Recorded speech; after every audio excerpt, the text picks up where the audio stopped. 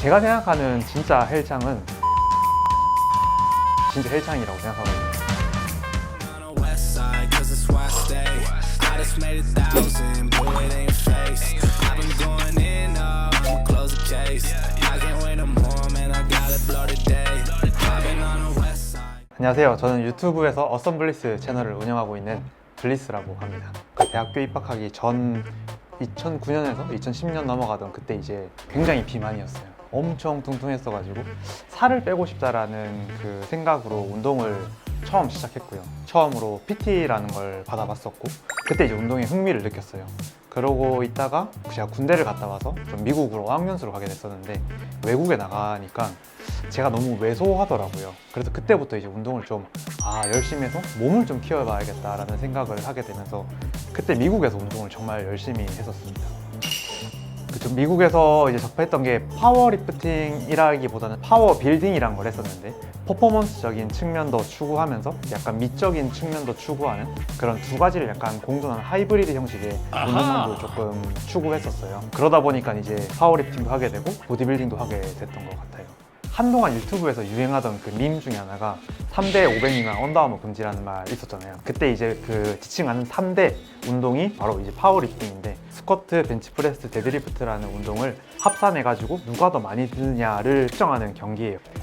보통 이제 짐 PR이라고 하고 뭐 컴피티션 PR 이렇게 얘기를 나누는데 저 같은 경우는 짐 PR 같은 경우는 그것보다 한 15kg 정도 높아서 한 650 정도 됩니다. 비공식적으로 스쿼트는 245kg, 그 다음에 벤치프레스는 155kg, 데드리프트는 250kg 정도 합니다.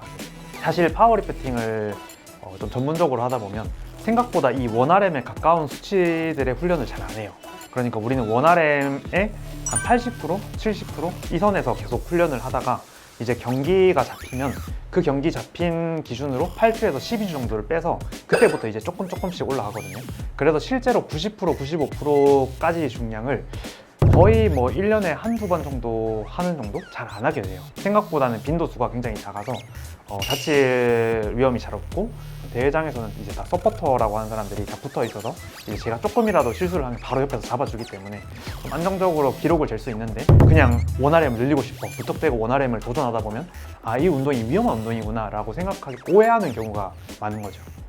일단 파워리프팅을 하기 위해서 가장 중요한 요소는 사실 가동성이거든요. 그러니까 모빌리티라고 표현을 하는데 이 현대인들은 좌식 습관, 컴퓨터 습관 이런 것 때문에 스쿼트, 쪼그리고 앉는 자세 자체가 안 되는 사람들이 대부분이에요. 그리고 벤치프레스 할 때 이 견갑을 움직이는 컨트롤을 해야 되는데 그런 자세도 어깨가 이렇게 말려 있다 보면 전혀 안 되고 그래서 그런 점들을 먼저 개선한 다음에 운동을 시작해야 되는데 그런 가동성에 대한 평가 없이 그냥 운동을 시키다 보니까 내가 아파야 될 다리는 안 아프고 허리가 아프고 뭐 어깨가 아프고 이렇게 되는 거죠. 가동성을 먼저 만들어주고 운동을 해야 3대 운동을 조금 더 잘할 수 있다고 생각합니다. 헬스장에서 자기 자세를 카메라로 찍는 게 굉장히 어색하다고 생각하는 데 잘 없어요. 그렇기 때문에 그냥 카메라로 자기 자세를 찍은 다음에 그 바벨이 움직이는 패턴들을 계속 보는 거죠. 그래서 이게 일정하게 움직이고 있나? 그런 걸 보고 내가 바벨이 처음엔 이렇게 움직였는데 나중에는 뭐 이렇게 움직인다. 그러면 잘못하고 있는 거고 그런 거 계속 체크해 나가면서 자기 자세를 계속 관찰하는 수밖에 없죠.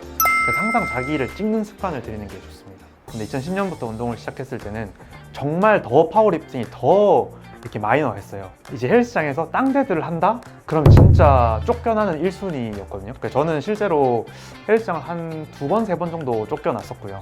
그러다가 이제 이 쫓겨나지 않는 헬스장들만 먼저 찾게 되는 거죠. 항상 어딜 가든 헬스장을 등록하는 기준이 여기서 땅대도 해도 돼요? 먼저 물어보게 되고 눈치껏 이제 하게 되고 지하에 있는 헬스장으로 빠지게 되고 이렇게 하다가 이제 조금씩 3대 운동, 컨벤셔널 데드, 땅데드 이런 게 이제 유행하기 시작하면서 지금은 사실 헬스장에 가서 땅대들 하는 게 이상하지 않잖아요. 근데 지금은 진짜 환경이 많이 달라져서 솔직히 그때 당시엔 힘들었지만 지금은 너무 좀 그래도 괜찮다 아직까지는.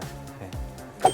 그러니까 이거는 사실 모든 스포츠의 좀 오해인데 결국에는 모든 스포츠의 체급이라는 게 있잖아요. 역도 선수들도 그렇고 뭐 파워리프팅도 그렇고 다 그런데 경량급 선수들은 몸이 다 대부분 엄청 좋아요. 뭐 74kg급, 83kg급, 그다음 마이너스 90 정도까지는 몸이 다 좋은데 그 이후로는 거의 다 오픈 체급이거든요. 무제한 체급이다 보니까 중량을 조금 더 늘리려다 보면 그냥 몸무게가 무작정 늘어나는 거예요. 그러니까 이제 사람들이 봤을 때는 뚱뚱한 사람들이 무게만 많이 드는 운동이다 라고 생각하는데 실제로는 아래 책을 보면 정말 더 몸이 좋아요. 그거는 약간 스포츠에 대한 오해라고 생각을 하고, 그리고 제가 이제 보디빌딩도 추구하는 게 제가 생각했을 때는 결국에는 이 결이 다르지 않다라고 생각해요. 어쨌든 쇠를 드는 행위고, 쇠를 잘 들기 위해서는 근육도 많이 있어야 되고, 그 다음에 근육을 발달시키기 위해서는 내가 셀을 더 잘 들 수 있어야 되고, 결국에는 유기적으로 이렇게 올라간다라고 생각하거든요. 그래서 하나를 잘하면 다른 것도 잘하게 되고 이렇게 된다고 생각하기 때문에 저는 두 가지 다 추구하고 있습니다. 제가 생각하는 진짜 헬창은 일단 도시락을 싸들고 다니는 사람들이 진짜 헬창이라고 생각하거든요. 요즘에는 운동을 다 대부분 좋아해요. 운동을 좋아하는 사람들의 인구가 정말 많이 늘어나서 그냥 운동을 좀 하는 사람들이 굉장히 많은데, 진짜 운동을 좋아하는 그 흔히 미쳐 있다는 그 헬창들을 보면 운동뿐만 아니라 그냥 그 일상생활이 헬창인 거예요. 그래서 그냥 길 가다가도 나 지금 밥 먹어야 돼 이러면서 그냥 그 자리에 딱 앉아가지고 도시락 까먹고, 이런 사람들이 저는 진짜 헬창의 자격이지 않을까라고 생각을 합니다. 그러니까 아무래도 저는 운동 비전공자예요. 저도 사실 제 신체적 단점을 극복하기 위해서 운동을 시작했고, 그래서 운동 초보자들의 마음을 너무 잘 안다라고 생각해요. 운동을 전공했던 사람들은 왜 저 사람이 저게 안 되지라는 그 이해를 저는 잘 못한다고 생각하거든요. 근데 저는 제가 그게 안 됐던 사람이라서 그거를 극복하려면 어떤 방법으로 이걸 차근차근 해나가야 된다는 걸 알아요.